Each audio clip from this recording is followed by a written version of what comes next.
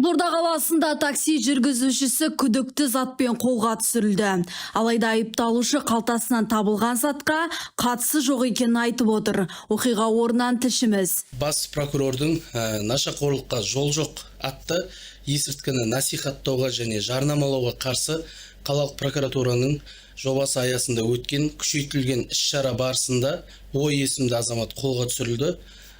Ұстау барысында қалтасынан ұнтақ тектес изолентаға оралған бейтаныс зат тәркіленді.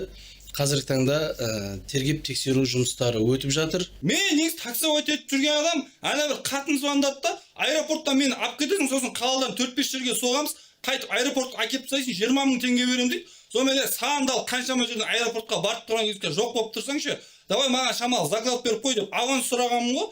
Заклад дейсің ба деді да, местоположение жіберейін деп телефонды қоя салды. Содан Каспийге аудара салмады маған деп ойланып тұрмын. Сөйтіп ана жерге барсам, сурет жіберіп тұр, мына жерді қазып аласың дейді.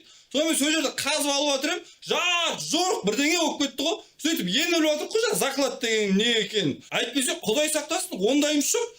Жастар, ондайдан аулақ болыңдар, айналайындар, көкелерім. Не істейсіңдер, өмірлеріңді құртып, спортпен айналысыңдар, көп қой айналайын. Қыздарға барыңдар, рахат қой қазір деген неше түрлі айналысатын заттар бар. Сөйтіңдер, көкелерім. Татьяна Кумарова, Гүлнара Кайыпқызы, ПТК арнасы.